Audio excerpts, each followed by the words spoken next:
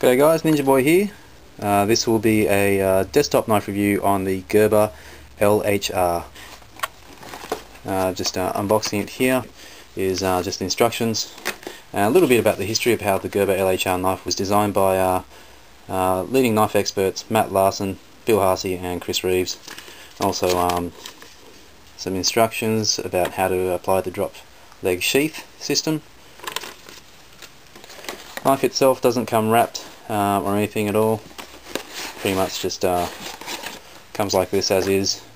You've got the lower molly attachment, the very grippy leg strap, much like the one you get in the Gerber LMF2 infantry, and the knife sheath and the knife in the sheath. As a package, I got this from the States, and postage I think it works out to be around about $120, $130.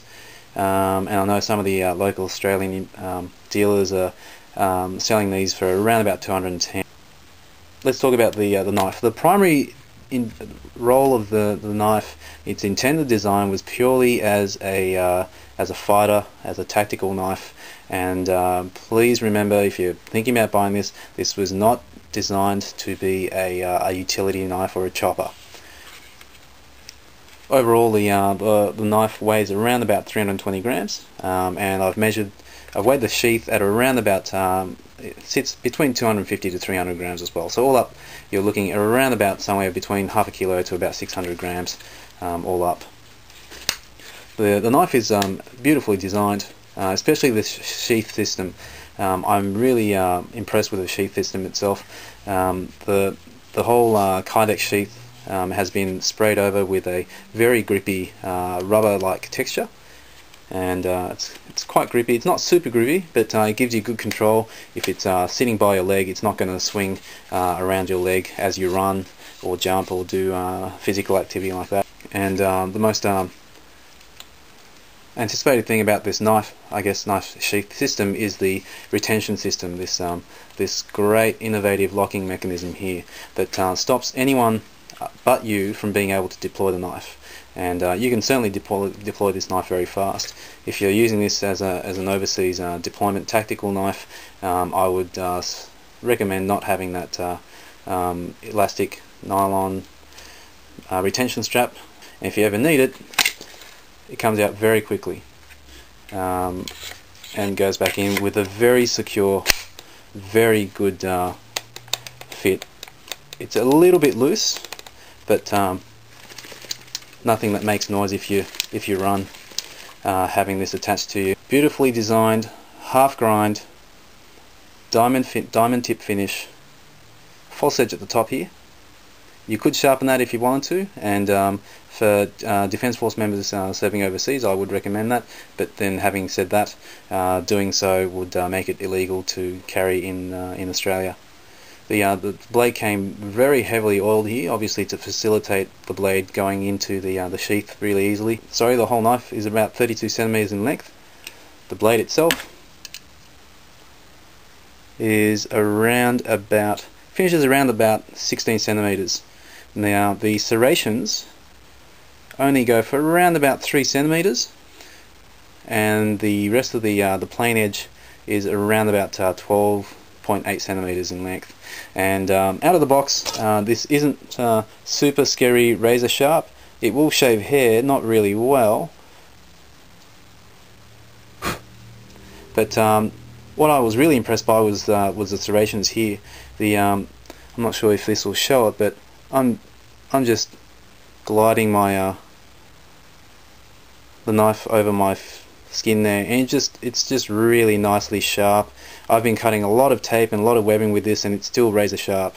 And the serrations are probably one of the most effective serrations I've seen on the knife. So and it's only for a very short distance. Really well designed. The blade's about I think the blade's 420 high carbon steel with a diamond taper finish, a beautiful and symmetrical blade finish.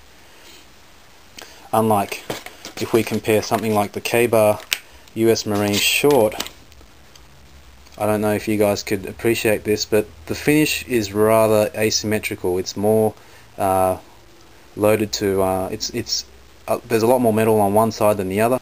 Compare that to this is a USMC, this is a Kabar short, by the way, so please do not think that the Gerber is a massive knife.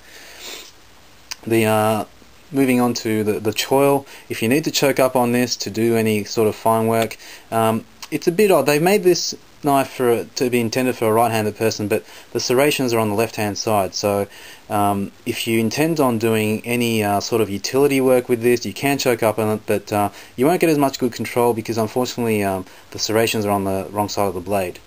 But having said that, you could certainly move your entire hand up very comfortably and do all your fine shaving, whittling or whatever with that portion of the plain portion of the blade. So in that regard, I really do like it. Moving on to the handle, the finger guard there, very, very effective. Now, obviously this was designed to be a combat knife, and as a stabber or as a dagger, your hands are very, very well protected, especially given the great ergonomics of the handle here. Let's see if we can get a close-up. Great jimping on the spine, it's actually quite effective. Very grippy, not soft but medium firm, rubbery craton handle, and the scales can be removed if you get it submerged. Just a really nice grippy, secure, controlled handle, so you've got absolute control on this knife. It's very fast, it feels very weight neutral, and pommel guard or glass breaker or non-lethal impact device there if you need to. That would do quite a bit of damage. Very well balanced. And as a primary stabber, for any thrusting action, that is a beautiful, great, fits really well in the hand. I do love how they've managed to design this handle. It's meant to be worn as a drop leg attachment.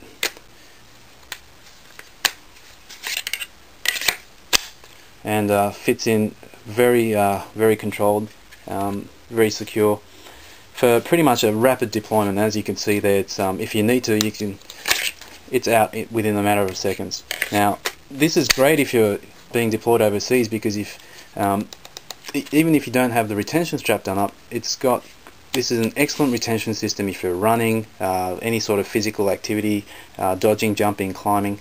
And the whole thing overall is nice and grippy, nice and tactical, and value as a system, yeah, for about $120 I really don't mind. Yes, it's 420 high carbon steel, but you got to remember that it wasn't designed or intended to be a massive chopper. It wasn't designed to be an all-purpose utility knife. Its primary role is as a defense / tactical / fighting knife. And I think it fulfills that design very well. The sheath, is it compatible with a tech lock?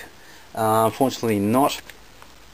It's the holes just don't match up, and neither do the molly locks. So yeah, you could put molly locks that way if you want to carry it vertically, but really the design of this knife was intended for it to be worn as a drop leg knife, so that it's at your wrist level. If you needed to, you could just go for it straight away. Some people wanted me to compare the different knives. This is a Cold Steel Recon Scout. This is the Gerber LHR, just side by side. Thickness, obviously the Recon Scout is on my right here is quite a bit thicker. Yes, I've still got the factory Vaseline on the Recon Scout. And would I recommend this as a primary tactical knife? Compare this with the ESEE-4? Yes, I would. Would I recommend it over something like the ESEE-4?